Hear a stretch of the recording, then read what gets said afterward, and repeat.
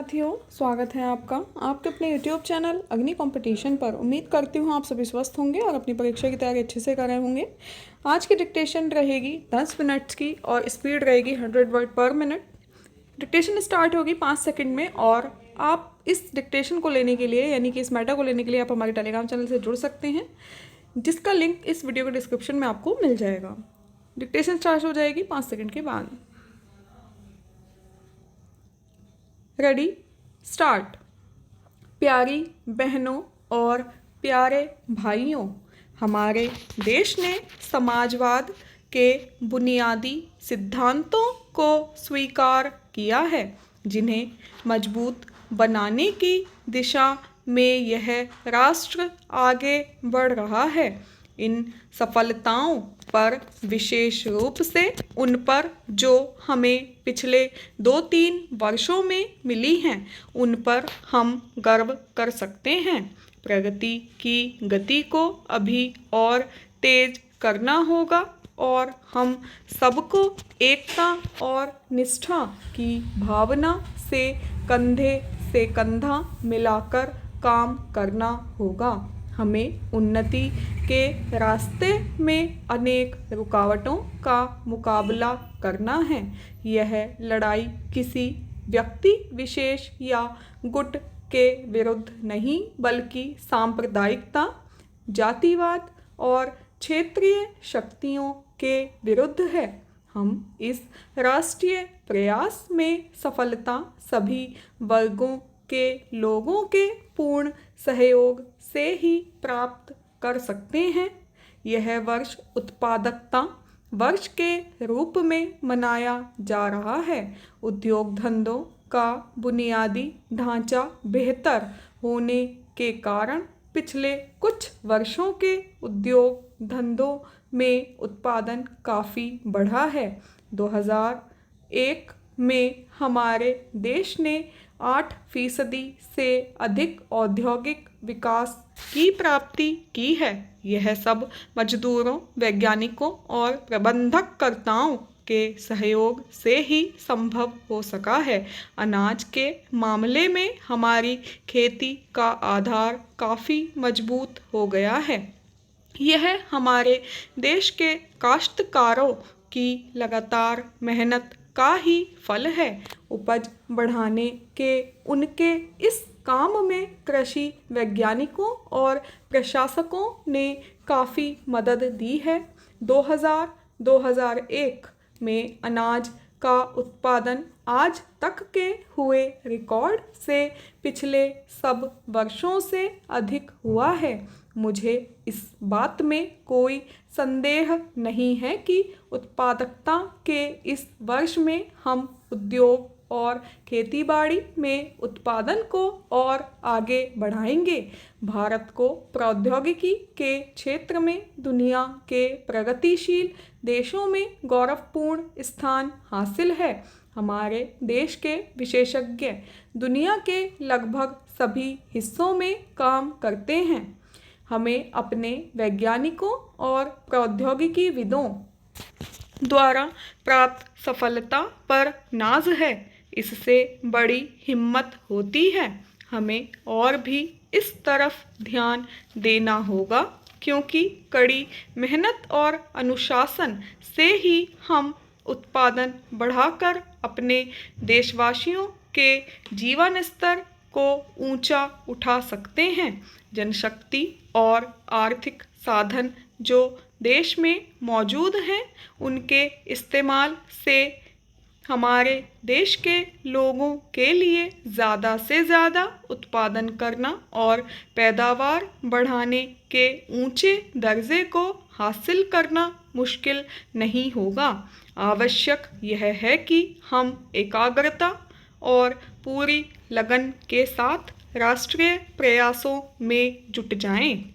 महोदय, जम्मू कश्मीर देश का छोटा रूप है। वह उसकी धार्मिक, सांस्कृतिक विभिन्नता से, प्राकृतिक सौंदर्य और स्रोतों की छटा से तथा उसकी कृषि संबंधी व जलवायु संबंधी निधि से स्पष्टतः प्रतिबिंबित होता है।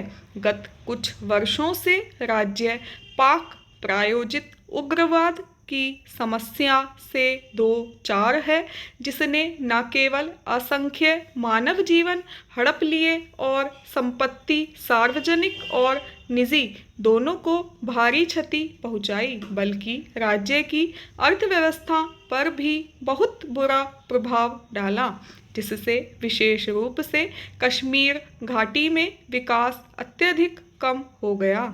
इस उग्रवाद ने राज्य की लोकतांत्रिक, राजनीतिक तथा धर्मनिरपेक्ष परंपराओं को भी कड़ी परीक्षा में डाल दिया, लेकिन ये मूल्य समय की कसौटी पर खरे उतरे हैं।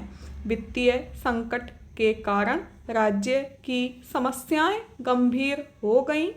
राज्य को पर्यटन में लगभग 500 करोड़ रुपए की वार्षिक आय होती थी, लेकिन उसमें भारी गिरावट आई।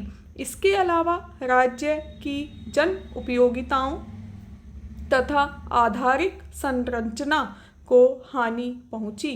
राज्य में सुरक्षा व्यवस्था बढ़ाने की आवश्यकता, आंतरिक स्रोतों में गिरावट तथा उग्रवाद के दौरान कर उगाही के स्तर में कमी, इन सब कारकों का संचयी प्रभाव उग्रवाद के आरंभिक वर्षों में ही विशेष रूप से घाटी में प्रशासनिक मशीनरी तथा सार्वजनिक संस्थाओं पर काफ़ी स्पष्ट रूप से दिखाई देने लगा था। उग्रवाद ने प्रमुख धावा बोला शैक्षणिक प्रणाली पर, जैसा कि शैक्षणिक संस्थाओं को हानि, संचार के साधनों में विघ्न तथा धमकियों से बिल्कुल स्पष्ट है। इस परिदृश्य में राज्य सरकार के सामने राज्य की आर्थिक व्यवस्था में पुनः जान फूंकने व विकास कार्यों को गति देने के अलावा राज्य के गुमराह नौजवानों को विकास प्रक्रिया की मुख्य धारा में लाने का विराट व धैर्योपेक्षी कार्य रहा है।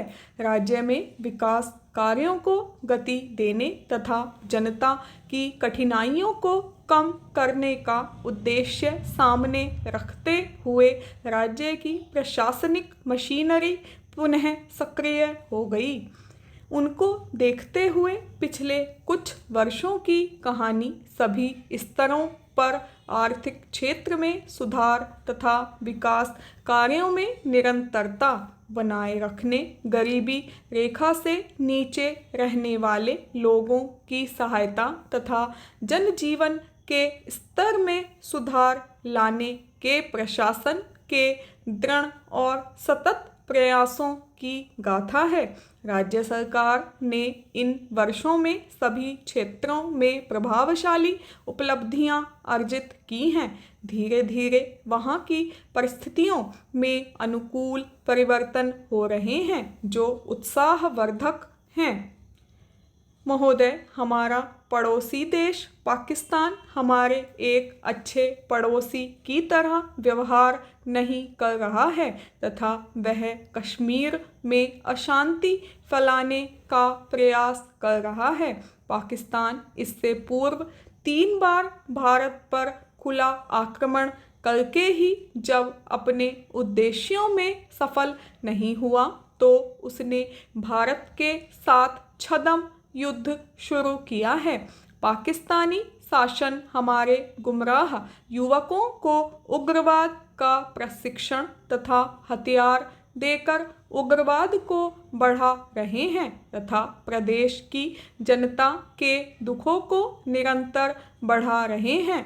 हमारे देश की सरकार प्रदेश में पूर्णतया स्थिति सामान्य करने की दिशा में प्रभावपूर्ण ढंग से कार्य कर रही है, जिससे कि प्रदेश की लोकतांत्रिक सरकार पुनः स्थापित कर सके।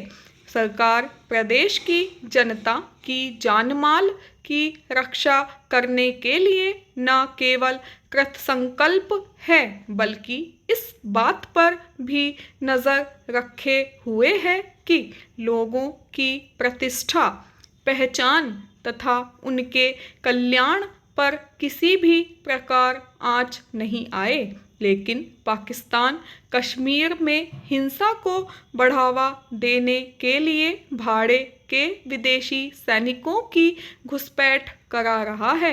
यह बात स्पष्ट है कि पाकिस्तान नहीं चाहता कि कश्मीर में स्थिति सामान्य हो तथा यहाँ लोकतांत्रिक स्थिति बने, लेकिन हम पाकिस्तान के कुत्सित इरादों को कदापि सफल नहीं होने देंगे। अपने पाकिस्तानी आकाओं के इशारों पर उग्रवादी प्रदेश की आम जनता के कष्टों को ही बढ़ाने में लगे हैं। स्टॉप।